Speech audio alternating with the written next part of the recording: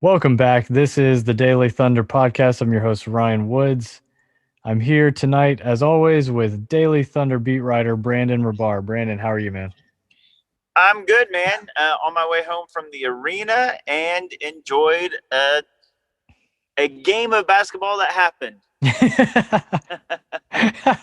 That's a good way to put it.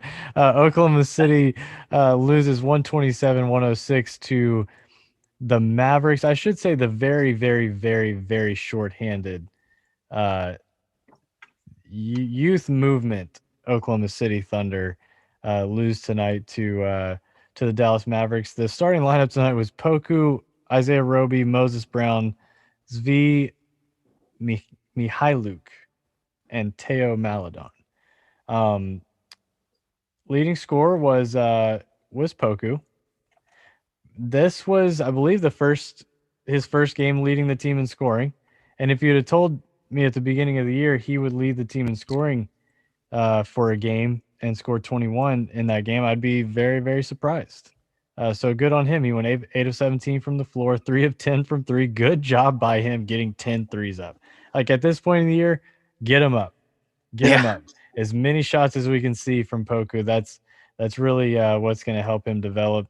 We'll get to a couple quotes from Coach Dagnall about Poku in a minute, but I thought he was solid. He continues to improve. Coach mentioned it. The game looks like it's really slowing down for him. So that's really good to see. If you would have said at this point in the year, this is what Poku looks like, and this is what the game looks like coming to him, big win for Sam Presti and the Thunder for that draft pick. So good on him. And I'll give it to you. Where do you want to start with tonight's game? Yeah, no, I think Poku is a good place. I think he's the one that stood out to me. It wasn't just the 21 points. Obviously, that's what sticks out. But like Dagnall said, it's the way that he's playing. He just looks more comfortable. Those first 10 or so games before he went to the bubble, he truly looked like, a 19-year-old in headlights. Like he looked scared. He looked shocked. He looked out of his element. But you can tell it slowed down for him. He's not in such a rush. He's taking his time. He is getting to the rim and getting to the free throw line. Those are market improvements, and it comes with comfort level. His shot is going to fall or not fall. So far this season, it's not fallen far more often than it's fallen. But I'm going to stay on the hill that Poku can shoot. His form, his mechanics, the way he moves on the court, he just has skills. So I'm a believer that his 3-point percentage will improve. And if you take away all the 3-point misses, he's missing from mid-range too, and he's not finishing well. But you see the flashes, and every game it's just a little bit better this game than he was last game, and so on and so forth.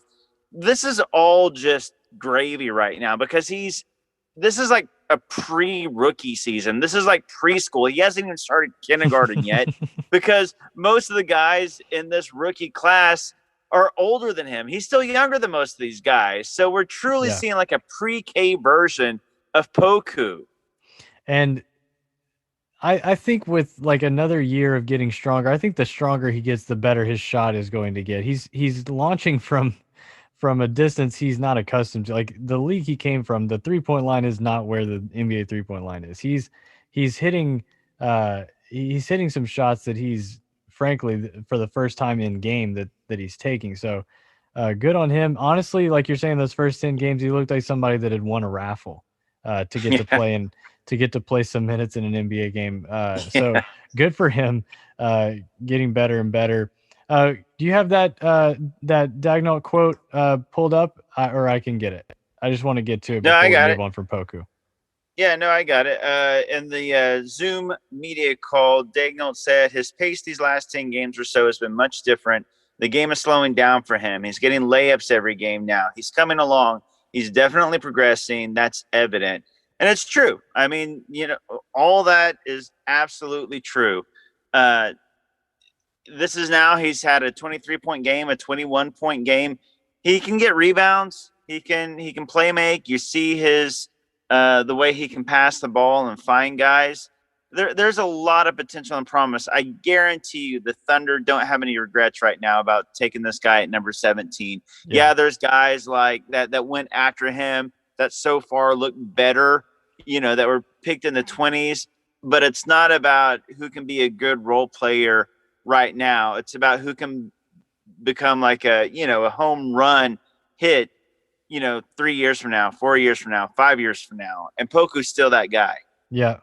Um, I know how I feel. I want to gauge your level of excitement. As objectively as you can answer this, are you excited about Josh Hall? I am. I am. Josh Hall looks good. He's a guy that was highly recruited out of high school. He was a guy. I don't know how many stars he had. I can't remember. I looked this up at one point, but I can't remember. But he scored well tonight. He hit double digits for the first time. Had a career high. But it's the way that he looks doing it. He just his size and his skill set again. The Thunder are accruing all these guys who have good size, who can handle, who can shoot, who can pass, and all these things.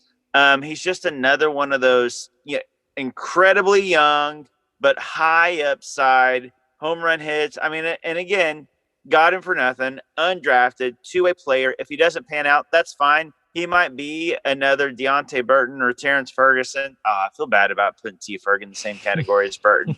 Sorry, T. Ferg. But it is what it is. Or, hey, you might hit, and all of a sudden you're scrambling to decide who to waive so that you can sign this guy to a Lou Dort or Moses Brown type contract. Yeah, and I'm looking at it now. He's a 5-star recruit. He had offers from Alabama, Arkansas, Florida, Florida State, Georgetown, Georgia, Georgia Tech, and those are the biggest ones. But he had 40 offers. Yeah. See. Yeah.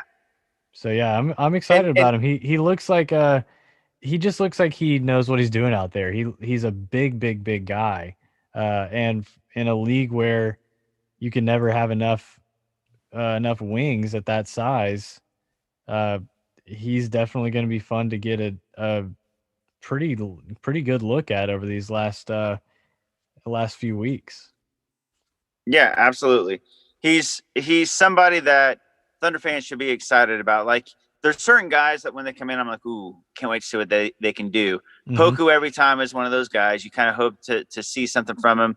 And then I'm getting that way about Svi. I like seeing what Svi can do. I was high on him when the Thunder traded Diallo for him. As much as I like Diallo, Mhm. I felt like Svi was an underrated part of that. It's like everybody thought it was just for the second round pick, but Svi can play. Oh, he He really just had a can.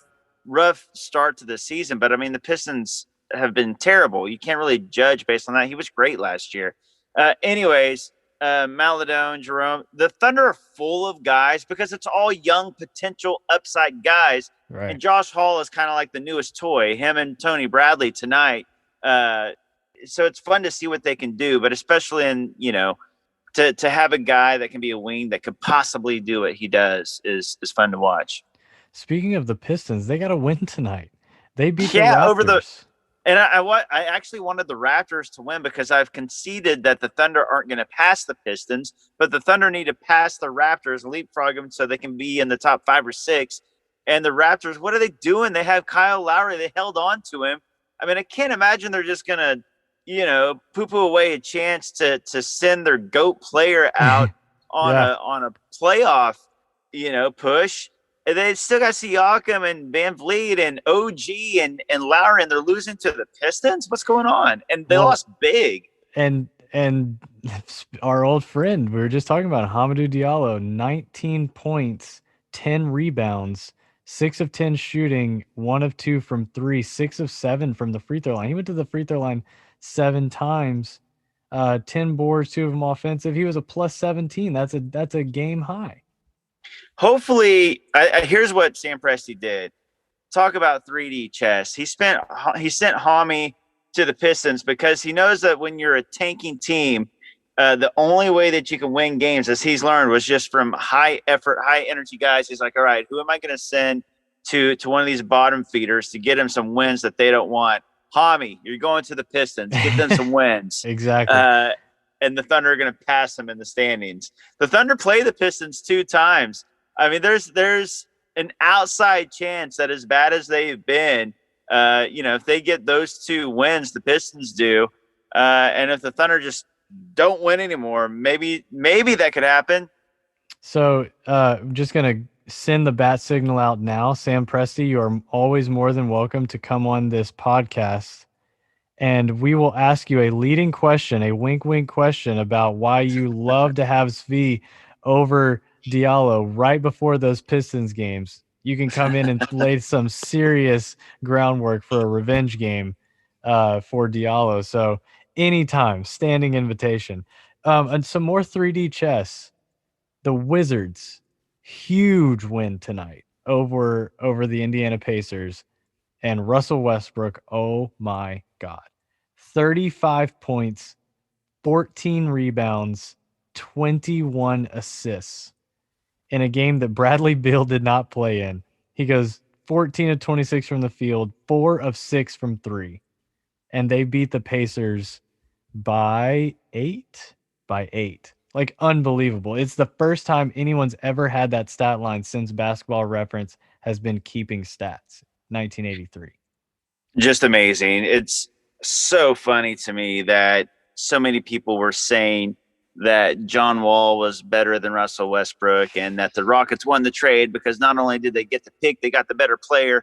And here's the Rockets competing with the Wolves for the worst record in the league, on the shoulders of John Wall. All respect to John Wall. He was a great player, but he's been out for 2 years. He had a serious injury. And even before then, Russell Westbrook has always been better than John Wall. There's never been a world where Wall was better than Westbrook. And who thought he was going to be better coming off 2 years of injury? It's just absurd. So it's nice to see, some sort of sanity taking form now, and people realizing, oh yeah, Russ is pretty good and he's better than John Wall. That's just nice to see some common sense. He really had an amazing game, and it was not for a lack of trying by the Pacers. They were playing everybody. Pacers. Oh, go ahead. Sorry. Well, they had big nights from Brogdon and big nights from Sabonis. Like, those are their 2 heavy hitters. They didn't get a ton elsewhere, but yeah, I mean, they scored 124 points and lost. Yeah, but you got to know, Russ is undefeated against KD this season. They're losing to the bottom dwellers, but they're beating like the Nets when KD plays. You got to know that when Russ is playing Domantas Sabonis and Jeremy Lamb, that he can't let the guys that were kids when they were with the Thunder beat him. I mean, There's no way Russ is going to let that happen. Now, Russ was phenomenal tonight. It was fun to keep checking the box score and just to see what he was doing. It's just absurd. Especially at his age. And, I think everybody said that not only does he have a terrible contract, but he relies so much on athleticism. As he gets older and older, he's going to be worse and worse, and he's going to be terrible. He's washed, and here he is out here breaking history at his age. It's incredible what he's doing. It is crazy. And I think he's going to lead the Wizards to the playoffs. I've said it all season. I've never back down from that. And that's just because I think that in the East, Russ and Beal are just too good. And the Wizards have the second easiest schedule for the rest of the season. They're going to go on a big winning streak here in a minute. They've already won 2 in a row. The Thunder will pass them. You don't have to worry about the Wizards getting a better draft slot than the Thunder. Thank you, Russ. We're sending out all these guys. Russ, Hami, go out there. Make sure the Thunder get a higher pick. And they're sitting at 17 and 28. They're only 2.5 out of the 10 seed where Chicago is. So yeah, they're right in the mix. Same with Toronto. So that was really a big night for Wizards Twitter tonight, with the Raptors losing to the Pistons. The Thunder dropped to 19 and 27.